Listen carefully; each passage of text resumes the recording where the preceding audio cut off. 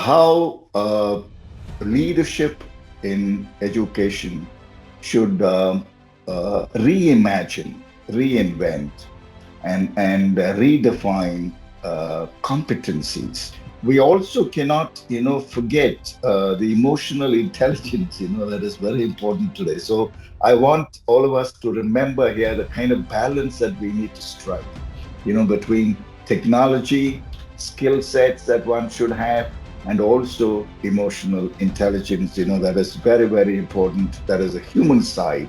How do we use AI and to what extent? Is there going to be an overuse of AI? Long term vision and sustainability. And lastly, let me conclude with this. So, what I'm, stressing upon, is one, human centered AI adoption.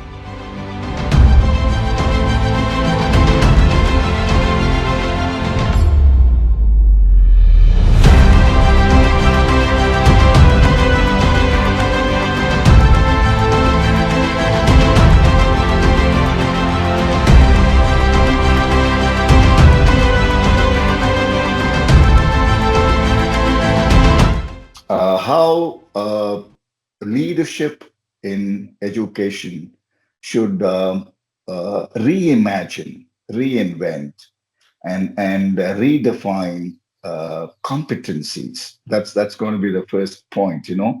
How do we reimagine our education itself?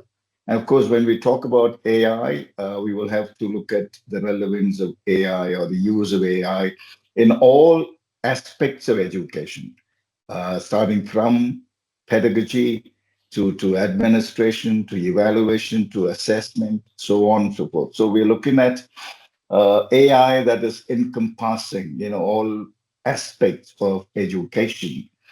And to begin with, therefore, I would say literacy, AI literacy is what is very important. Even today, I find among many teachers, there is a lot of hesitancy in accepting change, embracing change. And I know that's a very difficult thing to do because we're all used to being in our comfort zones. And when we talk about change, we don't know what is waiting in us, what is in store for us, and therefore we hesitate. So the first thing that I want to talk about is this, the readiness for, teachers, to look at the change, to embrace AI as a tool to attain learning outcomes. Doesn't matter, where we, look for or where we, what kind of tool we use in order to attain the learning outcomes.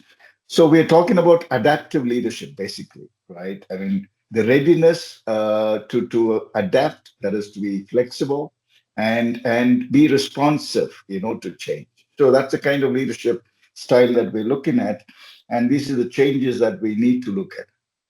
And also, another thing that we need to remember is, although we're talking about skills, right, technical skills and so on, we also cannot, forget the emotional intelligence, that is very important today. So I want all of us to remember here the kind of balance that we need to strike, between technology, skill sets that one should have, and also emotional intelligence, that is very, very important. That is a human side.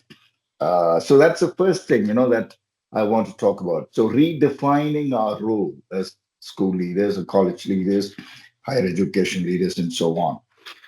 Now, second important thing is the ethical considerations, right? This is again something that is talked a lot about because AI, when you talk about artificial intelligence, yes, on the one hand, but then the second thing is, on the other hand, you have the human intelligence. So they should merge, they should blend. And here, how do we use AI responsibly? That's very important.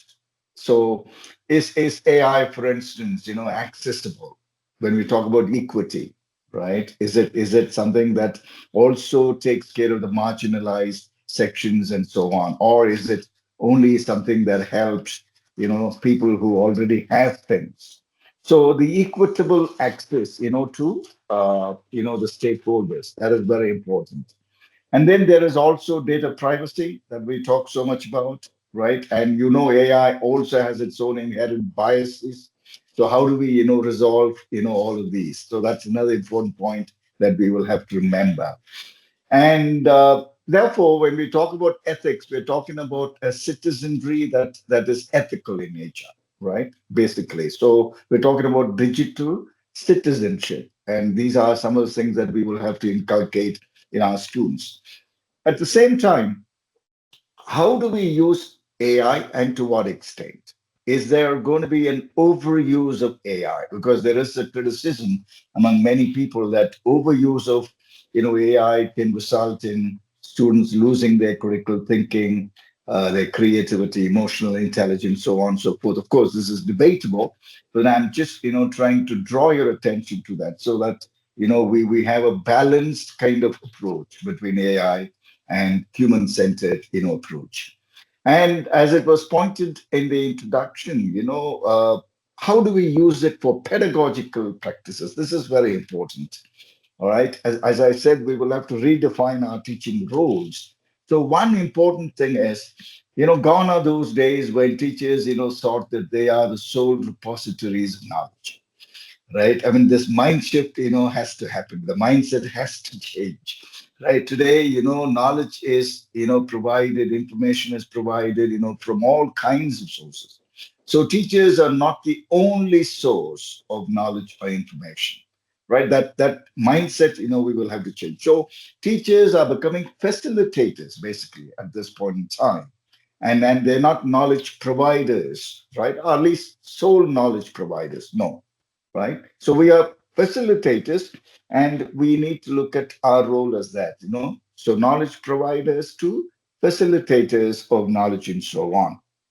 And we also have to look at ways to look at blended and adaptive kind of learning, right? Because the AI has so much potential, and how do we leverage, this to kind of bridge the gaps, especially the learning gaps? And a lot of project based and other approaches would be possible, through the use of AI.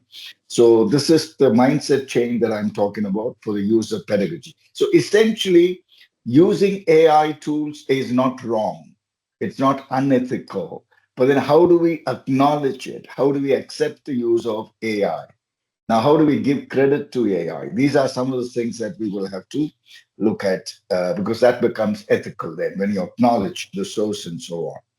Now, another important thing is teachers have to be taught, teachers have to be trained, all right? So upskilling school teachers, that is continuous, upskilling and reskilling. Today, that is very important. This is, absolutely crucial for teachers because teachers also are not familiar with, some of the changes that are happening. So AI is going to be just a tool, a co-pilot kind of thing, and it's not going to replace because many people think that's going to replace. But then let me tell you one thing. Now, people with AI skills will replace those without those skills. That is definitely going to happen. So AI is not going to replace people, but people with AI skills will replace those without it. Then, as I said earlier, equity and inclusion is very important in AI.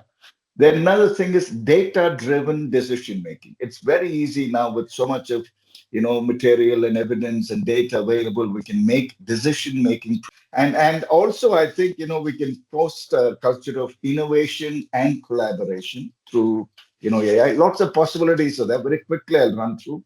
And of course, how do we prepare, as you said, students for the future of work, the kind of jobs that are required, the kind of skills that are required. We don't know. In 5 years, things can change rapidly and drastically. So we are actually training students in skills that may not be useful in another 5 years, right? So how do we make ourselves ready for all of these things?